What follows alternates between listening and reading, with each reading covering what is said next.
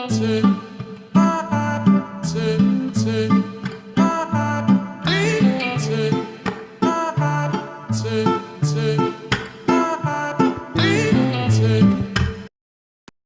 people, welcome back to our second vlog of Mumbai Goa trip.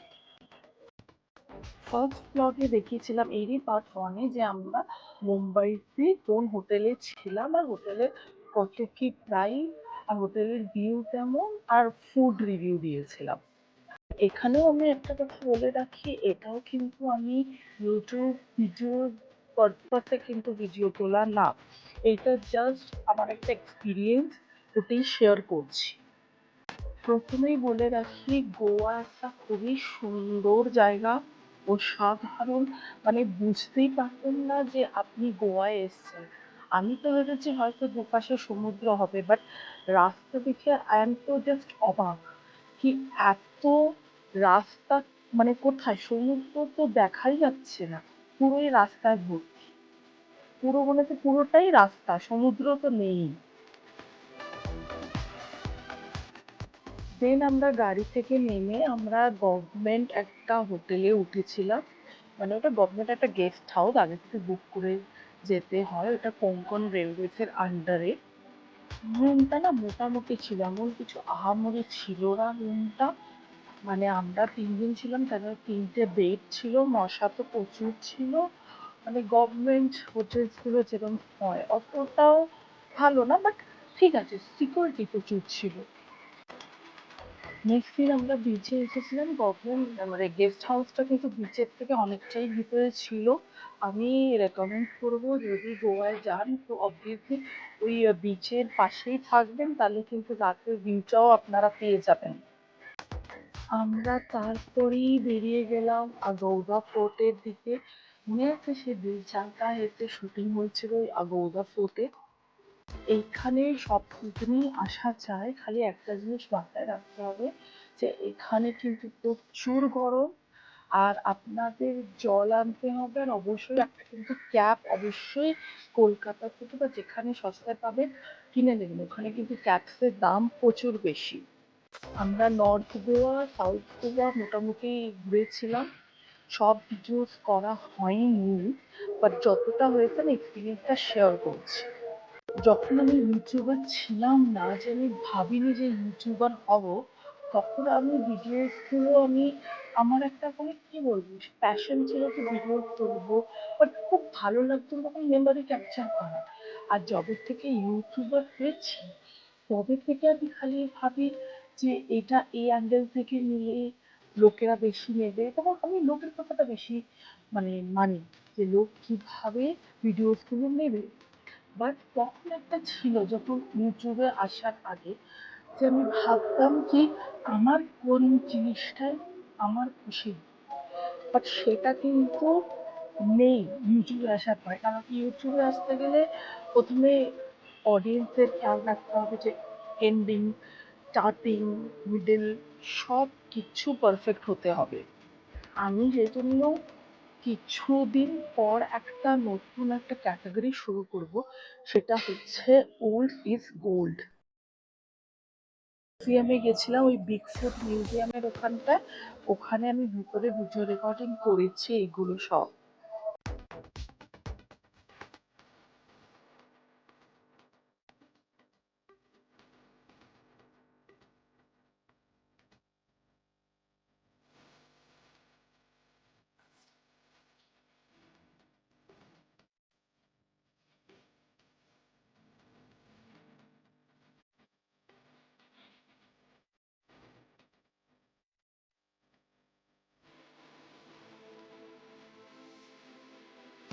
এইগুলো সব মিউজিয়ামের ভিতরেরই ছবি। যেটা বলছিলাম সেই ক্যাটাগরিতে ওল্ড ইজ গোল্ডে আমি একটা নতুন জিনিস সেটা শুরু করবো, সেটা ভেবেছি। অনেকে এখানে ইউটিউবার আছে, এবার কি হচ্ছে না আমরা সবসময় ইউটিউবেরা কি করি, ইউটিউবের পারপাসেই আমরা ভিডিও আপলোড করি, বাট আমি যে ক্যাটাগরিটা ওল্ড ইজ গোল্ড বার করলাম, সেই ক্যাটাগরিতে আপনারা কি করবেন, যারা ইউটিউবার আছে নিউ ইউটিউবার, পুরোনো ভিডিওগুলোকে মার্জ করে একটা করার চেষ্টা করবেন।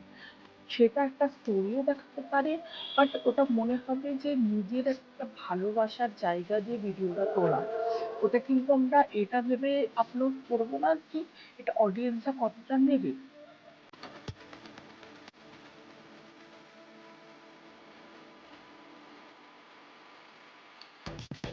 আমরা এটা ভেবে ওটা আপলোড করবো যে আমাদের ভালোবাসাটা ভিডিও তোলার দিকে, নাকি অডিয়েন্সকে প্রেজেন্ট করার জন্য।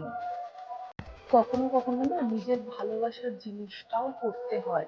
আমরা ইউটিউবাররা ওটাই ভুলে যাই যে আমরা আগে একটা জায়গা আছে, আগে নিজেকে ভালোবাসো, তারপরে লোকের প্রতি ভালোবাসা আনো। আমরা যদি নিজেকেই স্যাটিসফাই না করতে পারি, নিজেই হ্যাপি না থাকি, তাহলে আমি সামনের জনকে কি করে হ্যাপি করবো। এই যে যেই মহিলার এটা ছবি না, সেই মহিলাটারই এটা, রানীরই এটা বাড়ি।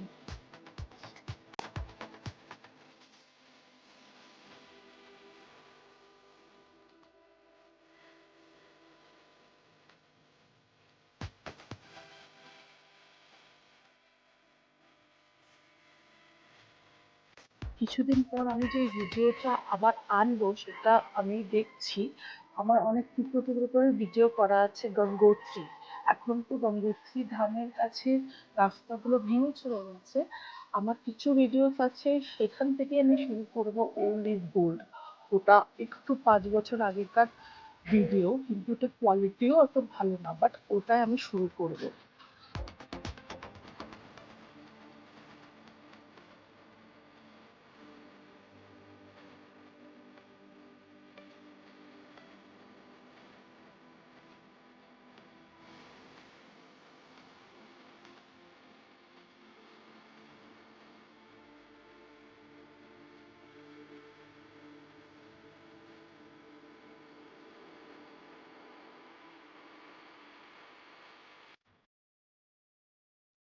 এই বিগ ফুটের জায়গা ভালোভাবে করা, খুবই স্ট্রাকচার্ড ওয়েতে জিনিসগুলো বোঝানো হয়েছে।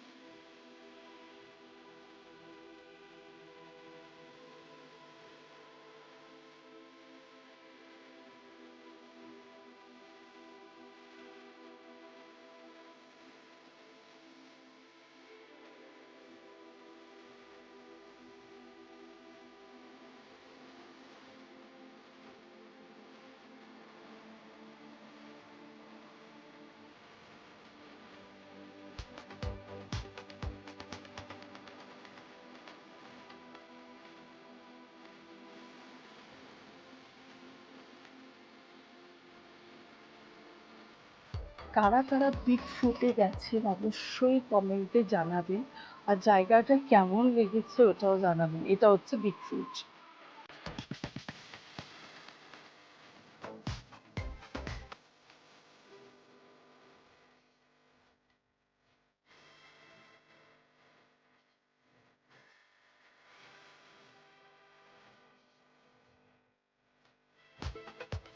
ওখানে একটা ফ্রুট জুস পাওয়া যায়, সেখানে আমি খেয়েছিলাম রেড রঙের।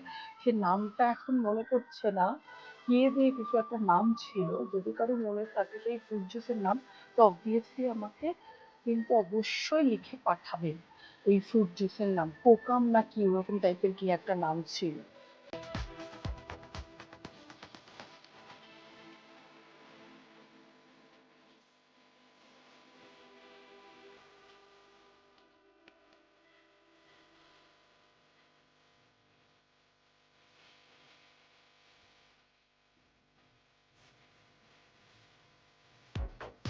বিগফুট দেখার পরে এরকম ভাবে জল দেওয়া হচ্ছে গাছে। বিগফুট দেখার পরে আমরা বিকেলে চলে গেছিলাম ওই লঞ্চে উঠবো বলে। লঞ্চটার থেকেও ভিউ অসাধারণ, মানে একটু তাড়াতাড়ি যেতে হয়। অ্যারাউন্ড আমরা 5:30 নাগাদ লঞ্চে উঠেছিলাম। মানে সাইডের সিটগুলো না হলে কিন্তু পুরো ফুল হয়ে যায়। আর নিচে ছিল হচ্ছে ডিস্কো। ডিস্কোতে তো আমরা যাইনি, ওটা ফুল এসি। আর লঞ্চের উপরটার থেকে কিন্তু ভিউ খুব ভালো আসে।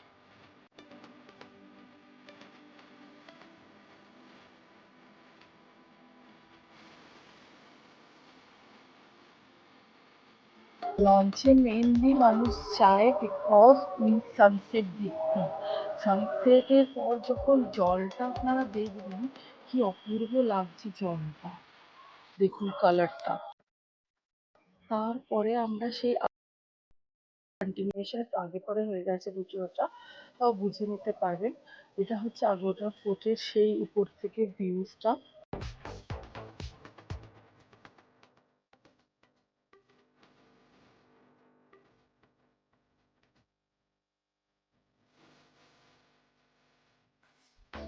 আগোরা ফোর্ট থেকে অন্য একটা বিচে গেলাম, ওখানেও প্রচুর ভিড় ছিল। এখানে প্যারাসেলিং খুব ভালো হয়। সেই ছোটবেলায় আমরা যেটা করতাম, বালির সাথে ঘর টর বানাতাম, বাচ্চারা এখানে দাঁড়াচ্ছে, আমি দেখতে খুবই, মানে আমার একটা ভাবলাম কি এরকম আমরাও ছোটবেলায় কত বানাতাম, ঘর ভেঙে দিতাম, আবার বানাতাম, জল দিয়ে ভেঙে যেত।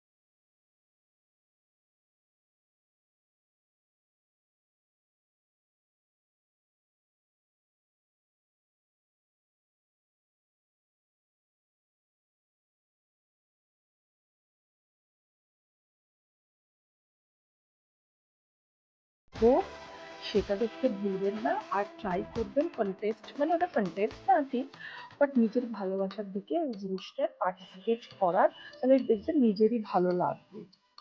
And thanks for watching.